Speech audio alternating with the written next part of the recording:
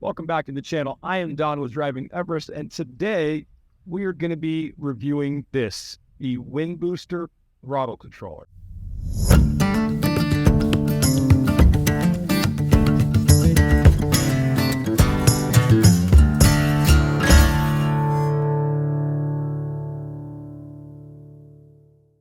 So perhaps the best place to start is by understanding what a throttle controller actually is. And in the simplest form, it's a device that's going to allow you to adjust the sensitivity of your throttle, essentially meaning how hard you have to press the gas pedal to get a response. Now, the best place to start with this is going to be the installation, and it's plug and play, and it really takes just a couple of seconds. So let me show you how this goes in. So we're going to do our best to show you how this works, and it's a tight space.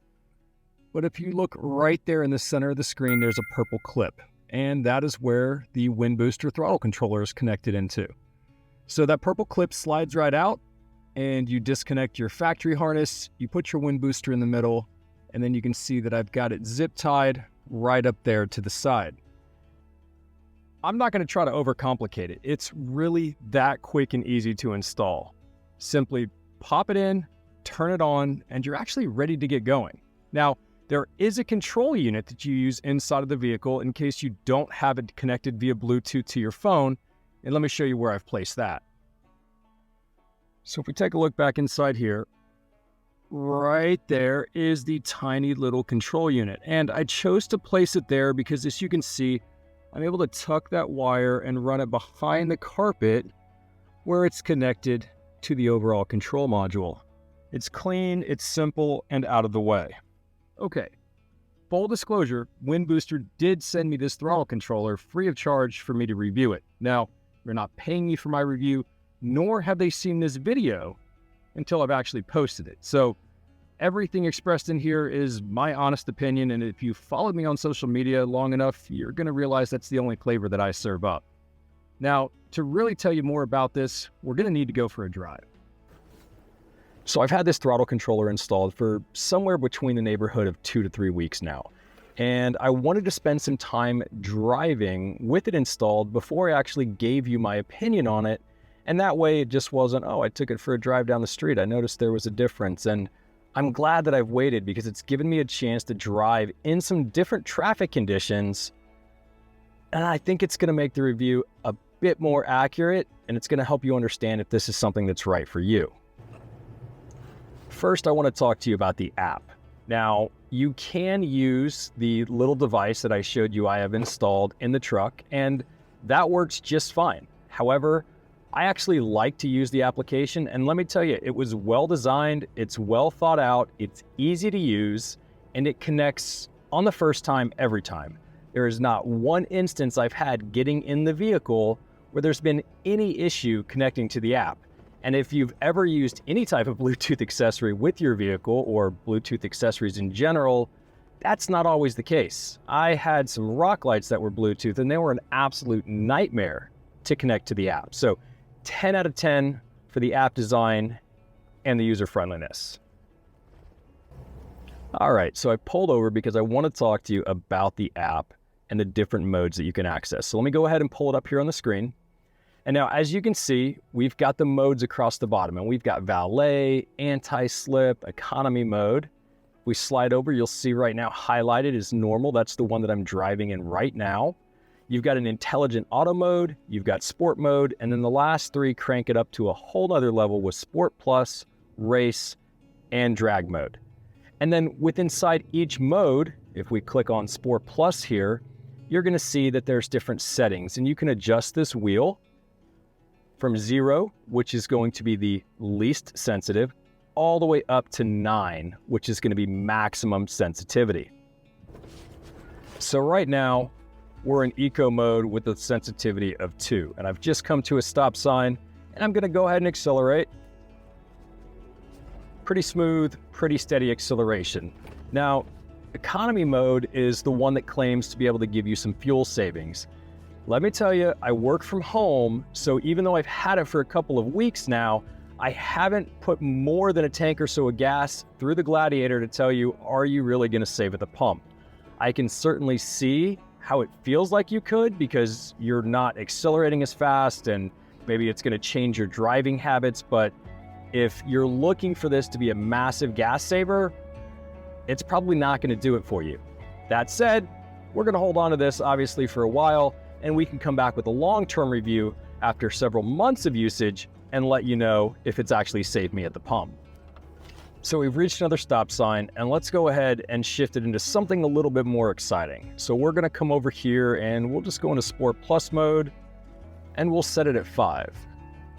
We'll creep up and make sure that the roadway is clear before we go.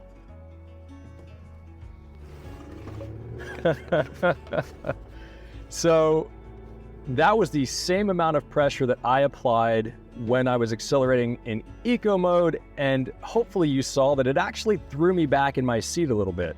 It is significantly different. I mean, it is like driving a different vehicle. Now, there we go again. Lots of stop signs through here, which is why I chose this route. This, to me, is fun, but it's not always practical. Let me explain.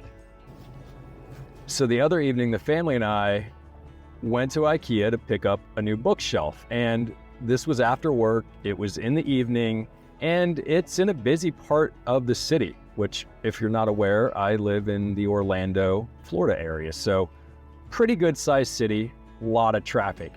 And I had it set into that Sport Plus mode that I just showed you with somewhere around the 5 or 6 neighborhood.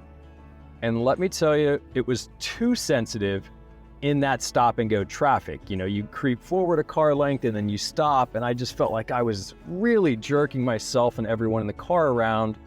So I quickly shifted over to the normal driving mode. Now, the normal driving mode actually doesn't have any type of speed settings whatsoever. You're not adjusting the sensitivity. It's just going to act as if you didn't even have the throttle controller installed. So it handles like I'm super familiar with. Now, fortunately, it's really easy to switch modes and you can do it on the fly. And if you don't have your phone, or for some reason you don't want to use your phone like I prefer, you can simply reach down and adjust it right there wherever you've stuck the control unit.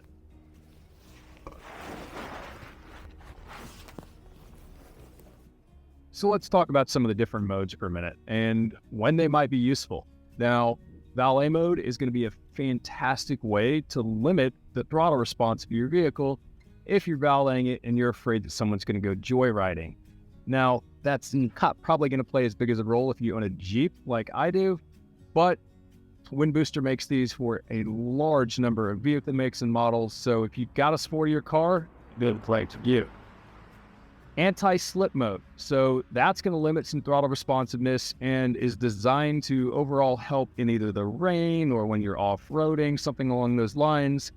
Haven't driven in the rain yet, haven't gone off-roading yet since I've had it installed, so I really can't weigh in on that one. I already touched base on economy mode, and aside from saving you at the pump, it's also probably going to be good for that scenario I described with the stop-and-go traffic. That's going to come in super handy. Normal mode, we touched on that. Put your vehicle back in the normal settings. So intelligent mode. Now, this is the one that is supposed to automatically detect your driving habits and adjust all the settings for you. So just like normal mode, there is no dialing in the sensitivity, that 0 through 9 scale that we saw. In my experience with the intelligent mode, it was just a little extra sensitive above the normal range, but I didn't find any major advantage beyond that. Now, when we get into the Sport and the Sport Plus modes, those speak for themselves. Race mode, that's no holds barred. It's going to go. And drag mode, honestly, I haven't even played with because, I mean, I already get terrible mileage. Why make it even worse? Now, another couple of instances of when you would want to use some of the approved throttle response is when you're overtaking on the highway. These vehicles don't have a lot of get up and go, especially a heavy one that's outfitted for overlanding like Everest is. So popping it from like an eco or normal mode over into a Sport Plus mode, setting it about a 5 or a 6, even a 7 if I wanted to, would allow me to pass with a lot more ease on the highway. But otherwise, I'm probably not going to be driving around in the sport modes all the time. I'm actually going to try spending the majority of my time in the economy mode, where hopefully I'm going to start to see a little bit of fuel savings. Now, you're probably wondering, is it worth getting a throttle controller? And honestly, that's going to be, and it depends, right? Now, in an ideal world, I would be driving a Hellcat-powered Gladiator from America's Most Wanted 4x4, and I wouldn't need something like this. It would just be go all the time. But that's a little bit out of my price range. Now, something like this, a throttle controller, is going to run you anywhere from $200 to $300. I think this one's around the $200 mark.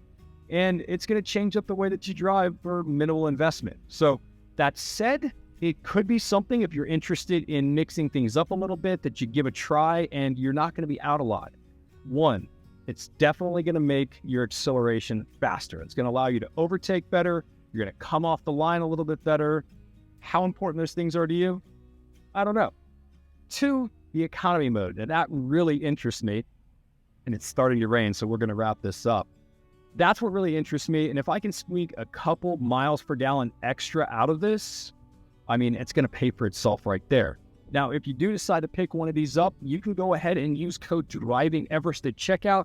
Windbooster went ahead and set that up. It's going to give 15% off to my subscribers and anyone else that wants to use that code and check out their throttle controller. Now, if you found this video helpful, please go ahead and hit that subscribe button. That way you can be alerted when I drop more reviews. I'm going to start posting some blogs on here and take you on some of the adventures, as well as some of the behind the scenes looks. And of course, continue to give these unbiased reviews of the product. That's going to do it for this video. I'm going to head inside and get out of the rain. I appreciate you guys tuning in, and we'll see you next time.